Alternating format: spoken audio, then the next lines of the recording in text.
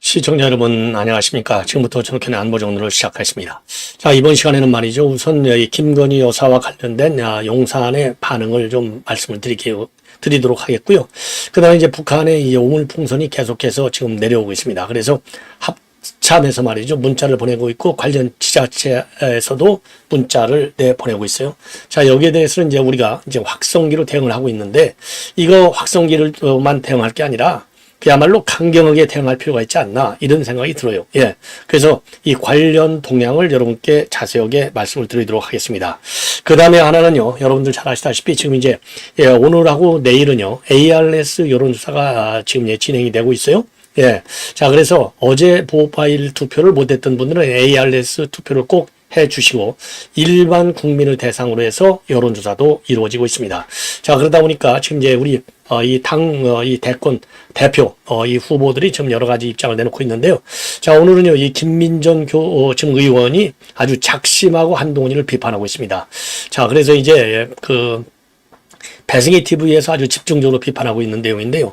나경원이하고 동반춘에서 비판하고 있어요. 그래서 요 내용을 여러분께 자세하게 김민전 지금 의원은요 인기가 아주 상당해요. 자, 그래서 요 내용을 함께 또 전해드리도록 하겠고, 그 다음에 하나는요 이 조국 재판 대법원에 참 어떻게 되고 있는지 참 궁금하실 텐데, 대법원의 이 주심 지금 재판부 이미 여러분께도 설명을 한번 해드린 바 있는데요. 지금 이제 이 대법원에서는 지난 4월 총선이 끝나고 나서야 배당을 했는데요. 자, 노정희하고 이용구하고 오석준 엄상필 대법관으로 구성되어 있습니다. 자, 그래서 여기에서 재판 거래가 있었다라고 하는 의혹이 서정욱 변호사의 주장에 의해서 지금 예, 죄송합니다. 확산이 되고 있고 파장이 만만치 않을 것으로 보입니다. 그 다음에 이제 마지막으로요. 지금 조선일보가 대대적으로 보도하고 있는 내용인데, 지금 중국에서는 말이죠. 지금 이제 스텔스 J2N이 지금 1000대 스텔스 전투기인데요. 요 1000대를 배치할 예정으로 있다고 그래요. 자, 그래서 지금 이미 한 300여 대가 배치돼 있고 매년 100대씩 해서 앞으로 2030년도가 되면 1000대가 된다는 겁니다. 자, 그러다 보니까 미국이 가만히 있을 수가 없잖아요. 그래서 주1 미군 기지를 대상으로 해서 대대적으로 F-35 배치 계획을 줄줄이 발표하고 있습니다. 자, 그래서 이게 이제 주 대상은 당연히 중국에 대한 이 맞대응 차원에서의 중국의 이 배치가 되겠지만 우리 한반도 안보에도 상당한 영향을 주게 되어 있죠. 자, 그래서 요 내용을 오늘 조선일보의 최유식의 온차이나 이 최유식 기자가 이 중국 이제 전문 기자는 마찬가지인데, 왜냐면 베이징에서 오랫동안 근무했고 중국 통해요. 자, 그래서 중국 관련 정보를 아주 잘 기획을 해서 보도를 하고 있습니다. 자, 그래서 F-35 스텔스 전투기의 배치 계획 요 내용을 자세하게 좀 말씀을 드리도록 하겠습니다. 자, 그러면 말이죠. 우선 간단하게 지금 이제 이 김건희 여사 여러분들 아시다시피 이제 그동안에도 이원석이가 이제 계속해서 철저하게 법리와 증거에 따라서 조사를 하겠다.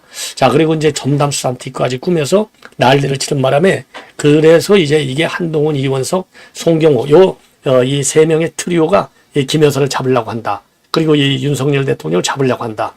요런 의혹이 지난 연말서부터 대거 나왔고, 그래서 이제 요게 총선이 끝나고 나서부터 이제 완전히 우리 이제 국민들 사이에 다 알려지게 됐어요. 자, 그래서 이제 송경호가 부산 고검장으로 날아갔고, 그리고 이제 그 사이에 한동훈이는 비대위원장으로 넘어왔고, 그리고 이원석이는 9월 15일까지 자리를 지키게 되어 있어요. 그러니까 이제 우리 이제 그 자유우파들은, 아니 이원석이 너 한동훈이 당신은 말이야 뭐 하고 있었어? 문재인하고 이재명 하나도 못 잡았잖아. 왜 근데 김 여사를 잡으려고 그래? 이런 비판이 많았어요. 그런데 이제 급기야는요, 어제 오후 1시 30분부터 오늘 새벽 1시 30분까지 이제 심야 거의 12시간 동안을 강도 높게 조사를 했다. 이런 지금 보도가 나오고 있고요. 제가 그 앞 방송에서도 관련 내용을 말씀을 드렸어요. 그래서 지금 언론에서 많이 나오고 있고 여러분들도 다 아시겠지만은 주가 조작 사건, 그 다음에는 이번에 이제 최재형이 이제 이 사기친 몰카 카메라 사건, 요거를 중점적으로 지금 이제 조사를 했다. 여기까지만 나와 있어요. 자, 그렇다고 해서 이제 검찰에서는 지금 수사 중인 상황이기 때문에 그동안에 이제 어떻게 해서 김 여사를 비록 제3회 서울중앙지검이 가지고 있는 제가 보기에는 이제 이 보안 시설에서 조사했다 그렇게 됐는데 제가 보기에는 이제 뭐 이 안전가옥이 아닌가 이렇게 생각이 듭니다. 자, 그래서 이제 뭐 이 수사기관도 다 안전가옥을 갖고 있잖아요. 뭐 정보기관만 갖고 있는 게 아니라 그건 뭐 전 세계 어느 나라 마찬가지죠. 자, 그래서 이 안전가옥에서 조사했을 가능성이 상당히 크고요. 이 경호상의 이유 때문에 그리고 이제 김건희 여사 쪽에서는요, 이 최지우 변호사인가요? 요분이 그동안에 아니 김건희 변호사 지금 여사의 경우에는 조사할 내용도 없거니와 왜 이거는 뭐 법률상으로도 절대로 처벌 가능성이 없는 거 아니냐? 예, 그런데 왜 우리가 조사에 임해야 되느냐? 이런 입장을 내놨는데 결국은 응했습니다. 자, 그러면 김건희 여사는 왜 응했을까요? 아무리 털어도 나오는 게 없으니까 이미 주가 조작 사건과 관련해서는 문재인 정권에서 탈탈 털었는데 나온 게 없잖아요. 그러니까 다시 한번 말씀드리지만 이성윤이가 중앙지검장을 할 적에도 수사팀에서 탈탈 털어서 10여 차례나 종결시키자 이렇게 주장을 했는데 이성윤이가 받아들이지 않았어요. 그리고 이미 윤석열 대통령의 총장 때 왜 아예 추미애가 윤석열 검찰총장의 수사 지휘권을 박탈해 버렸잖아요. 그러니까 윤석열 당시 총장이 추미애가 눈을 부릅뜨고 있는데 거기에다가 이래라 저래라 간나라 뭐 대추나라 할 수가 있겠어요? 그럼에도 불구하고 아무 문제가 없었어요. 예, 아무 문제가. 자, 그래서 이게 이제 사단이 더 벌어진 거예요. 그렇기 때문에 아무리 털어도 주가 조작 사건은 더군다나 더 중요한 게 뭡니까? 시점이 이거 2012년도 이전의 얘기인데 결혼하기 전 얘기예요. 결혼하기 전에 미혼으로 있을 때 얘기인데 그거를 윤석열 대통령하고 갖다 딱 붙여가지고 특검으로 몰고 가고 있는 정쟁 구도를 지금 민주당이 만들어 놓은 거 아니에요. 여기 한동훈이가 국민 눈높이에서 이 파우치 백도 조사해야 되고 주가 조작도 조사해야 된다 하는 바람에 이게 불이 붙어버린 거고 그게 이제 오늘날 민주당에서 지금 이제 현재 최상병 특검법 그다음에 김여사 특검법 다 맞물려 있잖아요. 묶어놔 버렸잖아요. 그래서 이게 사단이 터진 거예요. 그래서 제가 보기에는요. 검찰에서 12시간 가까이 조사했으니까 어제 오후 1시 반에서 오늘 새벽 1시 반까지 12시간이죠. 11시간 50분 조사했다는 거 아니겠습니까? 그러니 아니 이재명이 11시간 조사했어요? 이재명이? 김혜경이 11시간 조사했습니까? 이원석이 이 인간은 뭐하고 앉아있는지 알 수가 없어요. 예. 부르는 것 자체도 저도 이해가 안 갑니다. 예. 그러면은 내가 죄 없다는 거를 국민들한테 보여주기 위해서 아무 죄가 없는데 검찰에 불려가야 돼? 그럼 죄 있는 놈 조국이나 이재명이는 왜 구속수사나 제대로 못해? 제가 그랬잖아요. 작년 가을에 이재명이 구속영장 기각됐을 때 아니 국회가 그렇게 무섭냐? 죄가 있는데 죄를 가진 범인을 잡아서 법치주의가 살아있다는 것을 보여주는 것이 국민들한테 그게 검찰의 임무지. 국회에서 방탄친다고 무서워가지고 작년에 본래 정기국회가 끝나면 구속영장을 추가로 친다. 이게 거의 기정사실처럼 다 보도가 됐었어요. 근데 작년 정기국회 끝나고 나서 못 쳤잖아요. 그러니까 총선에서 이런 검찰의 행태가 결국은 이재명이를 잡으려고 수사를 조작한다. 민주당의 논리에 힘을 실어준 거예요. 그런 것도 이번에 총선에서 이기는데 영향을 준 거예요. 그러니까 이원석 검찰처리가 굉장히 나쁜 짓을 했다. 이렇게 볼 수밖에 없어요. 뒤늦게 엉뚱하게 죄 없는 사람은 잡아다가 13시간, 12시간씩 조사하고 죄 있는 이재명하고 김혜경하고 김종숙이는 꼼짝 못하고 이게 이원석의 실체다. 예, 지금 뒤늦게 말이죠. 지금 이제 이재명이가 검사 탄핵한다, 특검한다. 그러니까 그거는 검찰 이익만을 위해서 지가 딱 지금 방어막을 치고 있는 그런 상황인데 참 이원석이도 제가 인간 다시 봐야 될 것 같아요. 예, 그래서 지금 그 용산 쪽 입장을 보면은 국민들이 궁금해하다면 변호인이 입장을 밝힐 것이다. 이 짧은 한마디가 지금 용산의 입장으로 되어 있고요. 그래서 이제 변호인이 지금 밝힌 내용에 의하면은 김 여사는 성실히 조사에 임해서 사실 그대로 진술했다. 이렇게 되어 있고요. 검찰 관계자는요, 조사 시기, 장소, 혐의 과정, 요 구체적인 수사 상황이기 때문에 더 이상은 밝힐 수 없다. 이게 왜 굉장히 중요한 사건이냐? 대한민국 역사상 말이죠. 대통령 영부인을 검찰에서 직접 소환해서 조사한 것은요, 이번이 처음이 되겠습니다. 자, 그래서 그 정도로 이게 굉장히 엄중한 사건이 되겠습니다. 자, 그래서 말이죠. 네. 자, 그렇기 때문에 요 내용을 제가 자세하게 이제 앞으로도요, 추가적으로 또 나오는 내용. 그래서 지금 현재로서는 뭐 짤막짤막하게 나올 수밖에 없지 않습니까? 다만, 여론의 추이를 보면서 검찰에서도, 뭐 검찰은 공식적으로는 얘기 안 하겠죠. 예, 흘리겠죠.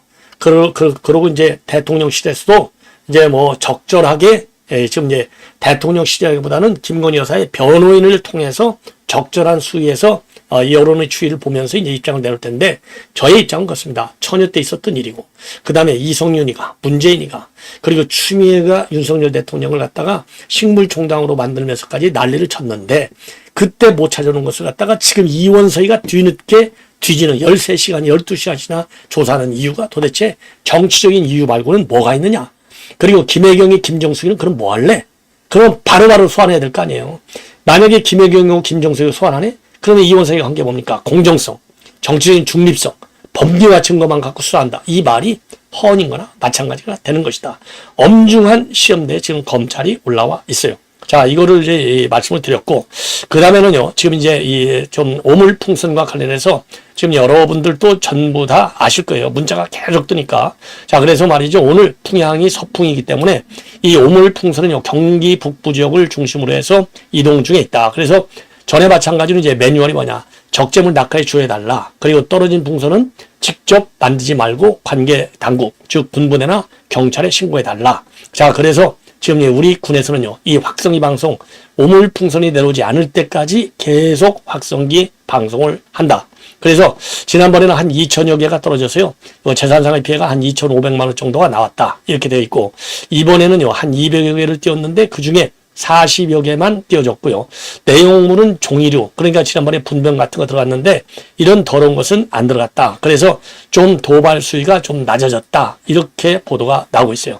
자, 우리는요, 그래서 여러분들 지금 이제 뭐 다 보도를 보셔서 알겠지만은요, 다양한 이 대북 이 방송에 다양한 내용으로 이제 대북 방송을 하고 있고, 그 다음에 이제 고정 고정 확성기가 24개, 요런 자동차에 탑재한 이동 확성기가 16대, 그래서 한 대충 40대 정도의 확성기를 가지고 있어요. 그래서 이거 하루 종일 트는 걸로 되어 있고요.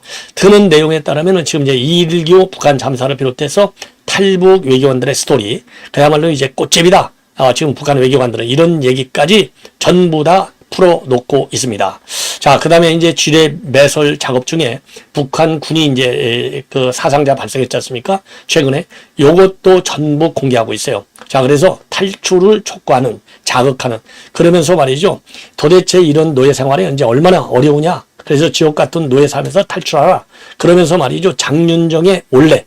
이 올레 노래, 여러분들 뭐 올레 튕기지 말고 내게 다가올래? 이 장윤정 노래, 이 노래 올레가 야 나한테 와라, 이 얘기나 마찬가지예요. 요런 얘기도 틀고 있고요. 그리고 우리 한국 드라마 시청자들 북한에서 처형까지 하잖아요. 요러면서도 김정은이가 슬램 덩크라고 하는 일본 문화를 즐기는 내로남불 행태도 전부 다 폭로하고 있는 상황이다. 자, 이렇게 말씀을 드립니다. 자, 이 정도로 해서 말이죠. 이 대남 풍선 얘기를 드리고, 그 다음에는 이제 조국 재판 거래 의혹이 지금 갑자기 뜨고 있어요. 바로 뭐냐? 요거는요, 이 서정욱 변호사가 취재한 내용이다. 그러면서 공개적으로 방송하고 있는 내용인데, 뭐냐면은요, 지난 총선이 끝나니까 그 바로 다음날 대법원에서 요거를 대법원 3부에 넘겼습니다. 그러니까 이제 접수되는 순서로 재판부가 1, 2, 3, 4 쫙 돌아가고 있다고 하는데, 요게 딱 3부에 걸렸는데, 여기에 이제 진보파 대명사들, 노정희하고 이흥국, 요 둘이 들어가 있고, 그 다음에 이제 우파로서는 오석준과 엄상필, 요 둘로 들어가 있어요. 주심이 이제 엄상필인데, 이제 문제는 뭐냐? 노정희하고 이게, 어디에 부로 넘어가면, 소부로 넘어가면 만장일치가 결정이 돼야 되는데, 지금 어떤 재판 거래 의혹이냐? 가을까지는 놓아두자. 가을까지는 놓아두자. 그러니까, 가을까지는 심리하지 말고 그냥 넘어간다는 겁니다. 그렇다고 해서 파기환송 시 이것도 어렵다는 겁니다. 그래서 지금 흐름으로 보면 원심 확정, 징역 2년형. 그래서 조국이가 이제 사실상의 이제 구속으로 들어가는 요런 얘기를 하고 있다는 겁니다. 그래서 이제 거래가 뭐냐? 지금 이제 왜냐면은요, 지금 이흥구가 지금 이제 이 조국하고 대학교 동기 동창이에요. 어마어마하게 가까운 전부 다 대법관들입니다. 그 가까운 좌파들이에요. 그러다 보니까 그리고 이제 학창 때 말이죠. 이 대학신문 편집부 활동까지도 같이 했어요. 그러니까 얼마나 가깝겠습니까? 그런데도 불구하고 이 이응구가 이 기피 스스로 기피 신청을 안 해요. 자, 그다음에 이제 또 하나는 뭐냐? 이 엄상필 주심인데 이 엄상필 주심은 서울 고법 재판장 때 말이죠. 정경심이 항소심 재판을 맡았어요. 그래서 징역 4년 법정 구속을 한 사람입니다. 그런데 문제는 뭐야? 아니, 조국이 법률적으로 같은 사람이니까 부부가 아니잖아요. 정경심은 부인이고 조국은 남편일 뿐이지 사건은 같대. 내용이 뭐 거의 똑같으니까 둘이서 같이 다 조작한 거니까요. 자, 그래서 이 엄상필 주비식관이 이제 기피를 조국 쪽에서 할 것이다. 그런데 아직까지는 기피를 안 하고 있어요. 자, 왜 그럴까요? 지금 이제 조국은요, 기피 신청해버리면 본인에 대한 그런 지지 기반이 무너질 것을 더 우려하는 것 같아요. 이재명은 달라. 이재명은 개딸이라는 팬덤이 세니까 무너져도 좋다. 안 무너지니까. 그래서 재판 지원, 법관 기피 온갖 더러운 작전을 다 하는데 이재명이는 이 조국은요. 그래도 이재명보다는 좀 나요. 자, 그래서 지금 이 조국은 그대로 지금 가는 것 같아요. 자, 그러다 보니까 왜? 더군다나 이윤구하고 조국은 아까도 말씀드린 학교에서 그 편집부 활동도 같이 하고 같은 좌파 활동도 같이 하고. 자, 그래서 저희들끼리 이제 뒷거래를 해가지고 야, 너 그냥 가만히 있어. 내가 가을까지 봐줄게. 다 요런 식의 재판 거래가 이루어지고 있다. 이런 의혹이 제기되고 있어요. 자, 그래서 뭐 노정희는 뭐 이 좌파라는 거 여러분들 잘 아시잖아요. 자, 그래서 요거는 가는데 대법원에서 말이죠. 지금 이 대법원장이 제일 중요한 게 지금 뭡니까? 대법원장이 제일 중요한 게 지금 재판 지연 아니겠습니까? 자, 그런데 재판 지연에 관해서 왜 이거 빨리빨리 그러니까 대법원 배당 이것도 빨리빨리 안 했고 지금 이제 벌써 4월 달인데 이게 7월 달 석 달이 되고 있는데 뭐 하고 있느냐? 그래서 조의대를 더 조져야 될 것이 아니냐? 이렇게 생각이 듭니다. 자, 그래서 이런 재판 거래 의혹까지도 나오고 있는 실정이고요. 그다음에 마지막으로 제가 이미 말씀을 드린 대로 말이죠. 예.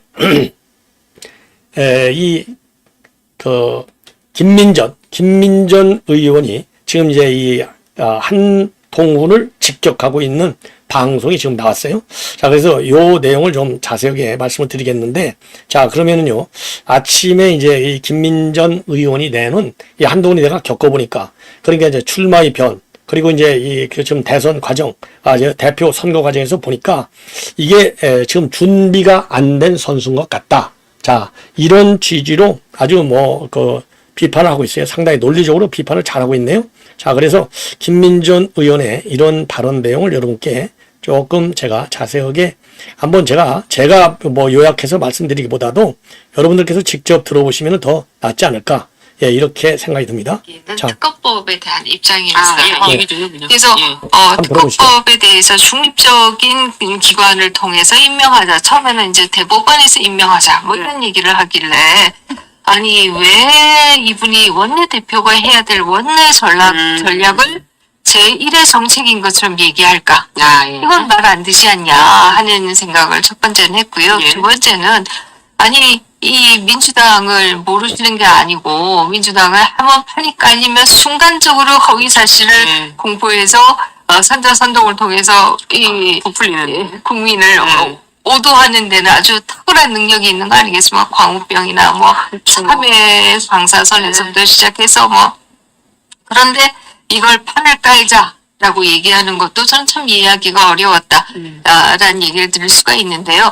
그럼에도 뭐 그게 본인의 소신인가 보다 이런 생각을 했는데 한동훈 특검법에 대한 입장이 뭐냐 하니까 그것은 윤석열 대통령 특검법입니다. 이런 대답을 하시더라고요. 그래서 이게 과연 뭘까? 아니 본인 생각에 뭐 우리가 아무런 문제가 없으니까 특검 받아서 우리가 아무런 문제가 없다는 걸 보여주면 되는 거 아니야? 라고 생각한다면 한동훈 특검법도 똑같이 우리 받아서 아무것도 문제 없어 내가 보여줄게 이렇게 말씀하셔야 이게 숨이 일관한 것인데 그렇죠. 왜 한동훈 특검법 얘기하노니까 이것은 대통령 특검법입니다 이렇게 얘기하시는지 이해하기가 좀 어려웠고요. 제가 그것을 보면서 또 두 번째 제가 이해하기가 어려웠던 게 문자가 나왔을 때 저는 그 문자가 흘러나온 것은 잘못되었다라고 생각합니다. 그럼에도 문자에 대한 대응을 보면서도 이거는 정치인이 아니잖아라는 생각을 했던 것이요. 이 공적 관계가 아니라 사적 관계이기 때문에 대답할 수 없었다. 뭐 이렇게 얘기하는 네. 것도 정치인은 법률가의 심성은 뭐 증거나 이런 게 훼손되는 걸 막고 이러는 것이 법률가의 접근인지 모르겠지만 정치인들은 그래도 하나의 가능성만 있어도 그림을 그려서 네. 그 선거에서 이길 수 있는 그림이 뭔가 이걸 그려내든지 예를 들면 아예 사과 같은 거 안 하고 이 이슈를 우리가 로키로 간다. 그러면 김경률도 조용히 시키고 해서 쫙 가든지 아니면 정말 사과도 하고 하면서 쫙 가든지 뭐든지 하나 만들었어야 되는데 한편에 있어서는 사과할 수도 있다 없다 뭐 이런 얘기를 하는 문제는 그냥 일십을 하고 예. 또 다른 한편에서는 뭐 마리 앙뚜아네트다 뭐다 네. 이건 도대체 뭐였을까? 네. 그런 면에서 보면 정치인으로서의 아직 훈련이나 사실이 많이 부족하신 게 아닌가 예. 하는 생각을 할 수밖에 없었고요. 사실 법정에서는 다 자기 책임이 아니고 상대한테 몰아가는 게 훌륭한 자질인지 모르겠지만 정치가는 그게 아니고 이게 내 탓이오라고 얘기할 수 있고 네. 그것을 통해서 국민을 설득할 수 있어야 되는데 네. 전부 다 다른 사람 탓이고 나는 아무 문제가 없어 라고 얘기한다면 이게 정치가로서의 덕성이 있으신 것인가 하는 사실 의문을 가졌습니다. 예. 저는 부분이다라는 생각. 저는 열심히 했어요. 위원장들이 말씀하라고 한다면 또 다른 왜곡하시는군요. 자, 아니에요. 민주당이 한 프레임을 김민재. 여기서 질문하시는군요. 이럴 줄은 몰랐습니다. 제가요? 제가 그랬다고요? 그때 윤석열 대통령이 법적 투쟁인 걸 알고 계시죠? 정말 깜짝 놀랐습니다. 그리고 선거 얘기를 안 할 수가 없는데요. 지난 총선 패배 원인 분석을 하는데 본인은 100일밖에 없었다. 전 국민이 100일밖에 없는 걸 알고 있었는데요. 어떻게 먼저 좀 얘기를 듣고 얘기해. 네, 사실 100일밖에 없었다라고 얘기하는 게 좀 적당하지 않은 것은 그래서 비대위원장으로 모신 거잖아요. 100일 동안에 잘 해보자라는 뜻으로. 그런데 그 당시만 해도서는 상당히 한동훈 위원장을 보호하고자 그래도 100일 동안에 원래 우리가 좋지 않은 과정에서 그래도 그렇죠. 최선을 다한 것 아니냐 이렇게 얘기를 해왔는데요. 저는 문자 논란이 있고 나서는 좀 판단이 바뀌었습니다. 예. 그 상황에서는 분명히 적어가지고 좋은 그림을 그릴 수 있었는데 왜 그렇죠. 아무것도 하지 않았는가? 아니면 그림을 그리지 않으려면 아예 이걸 이슈로 만들지 말든지. 그렇죠. 본인들이 김경률 위원장은 위원은 또 앙투아네트다 본인은 사과하라. 국민의 전 눈높이에 맞지 않는 게 있다 이런 얘기들을 계속 하지 않았습니까? 그럼 이거 도대체 뭐냐 하는 생각을 할 수밖에 없었고요. 그런 면에서 본다라고 하면 정치적으로 굉장히 미숙하다. 미숙한 분이 노를 잡았으니 이게 잘 됐겠냐 하는 생각을 할 수밖에 없고요. 물론 그 책임이 다 한동훈 위원장이 있다. 이렇게 얘기하는 저는 옳지 않다고 생각합니다. 자, 이렇게 해서 말이죠. 지금 이제 오늘하고 내일 여론조사가 진행되는데, 김민전 의원이 이제 그동안에 이 판단한 내용을 압축해서 오늘 이제 이 배승희 TV에서 얘기한 것 같아요. 자, 그래서 여러분들께서 보시는 그런 이 한동훈에 대한 이 평가하고, 김민전이가 보는 한동훈에 대한 평가하고 또 한번 비교를 해 보시라. 이런 측면에서 제가 말씀을 드렸고, 또 오후에는요, 별도의 방송에서는 제가 또 이 한동훈의 또 이 발언도 자세하게 또 전해드리도록 하겠습니다. 당연히 원희룡도 들어가야죠. 또 윤상현도 들어가야죠. 예, 저는 공정방송입니다. 자, 시청자 여러분 이것으로 본 방송은 마치겠습니다. 대단히 고맙습니다.